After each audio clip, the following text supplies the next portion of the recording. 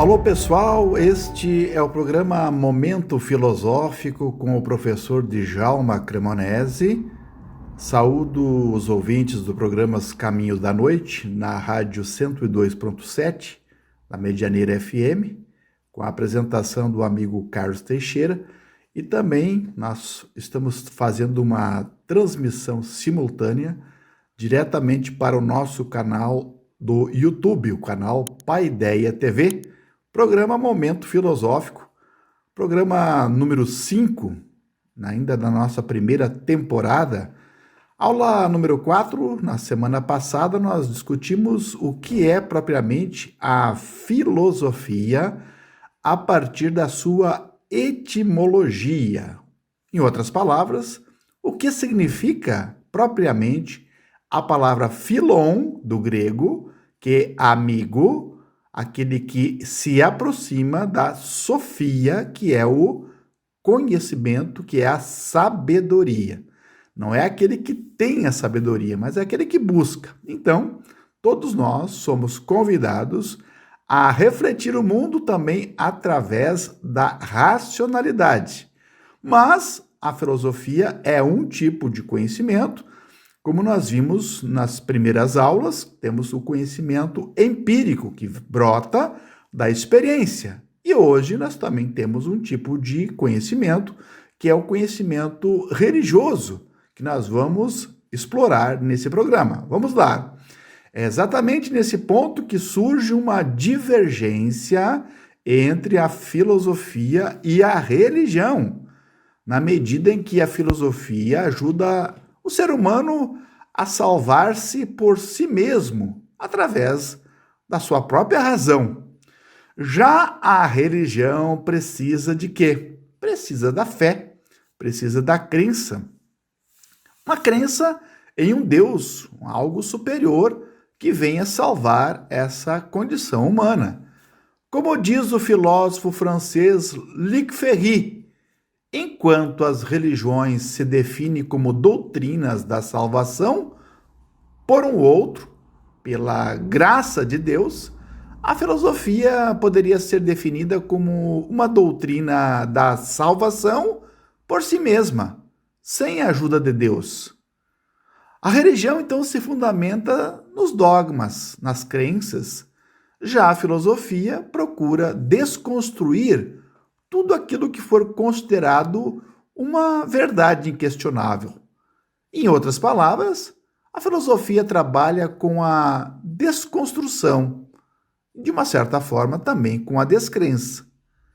Também o escritor Fernando Savater compartilha dessa posição ao afirmar que ter a última palavra que esclarece é o propósito da religião, ao passo que a filosofia se empenha antes em manter sempre a indagação instigante, sempre as perguntas.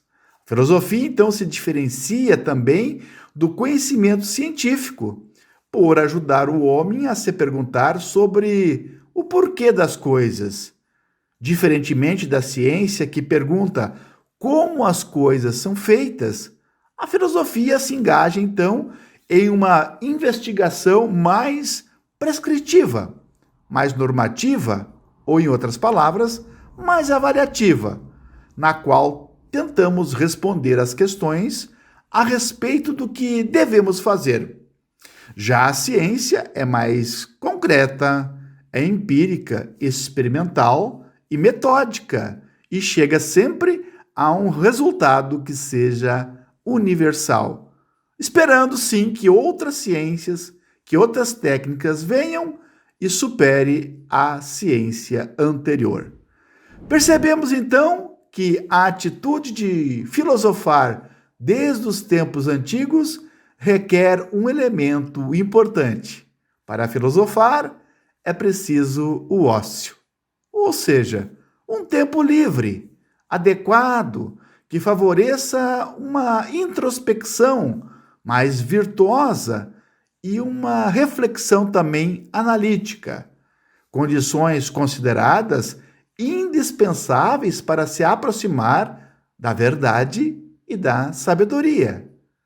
Já dizia o filósofo grego Aristóteles que dispor da quantia necessária de ócio, aliás, tempo livre, é possuir a certeza de não se preocupar com tudo aquilo que é relativo, identificado com os trabalhos manuais ou com vistas a procurar apenas produtos para enriquecer.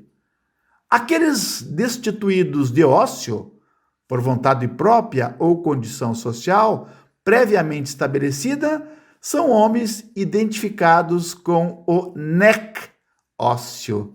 Do grego nek significa sem. Neste caso, aqueles que vivem dos negócios seriam excluídos das condições básicas e propícias do pensamento filosófico.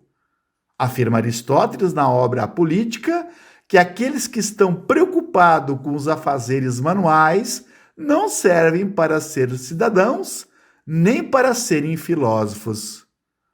Então, e o filósofo? Quem é esse ser? O que pensa e como age? É por natureza, como dizem alguns, uma pessoa excêntrica ou lunática, que está sempre com a cabeça na lua? Filósofo é um sujeito de aparência estranha, esquisita, que não faz nada a não ser divagar sobre os fatos da vida?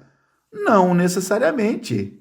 Filósofos são todos aqueles que fazem uso da razão como fundamento na explicação sobre o desconhecido, sobre as dúvidas que pairam sobre a vida humana. Portanto, cada um de nós pode ser um filósofo, pois filósofo não é aquele que se preocupa com as especulações abstratas, sem interesses para a própria existência. Afinal, a filosofia não discute aquilo que não conhecemos. Muito pelo contrário, ela reflete sobre tudo aquilo de que já temos alguma ideia.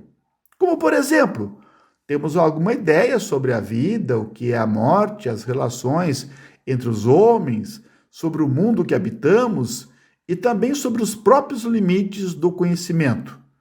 Por fim, a filosofia diz, segundo Comte Sponville, filósofo francês, a filosofia é sempre uma reflexão sobre os saberes disponíveis.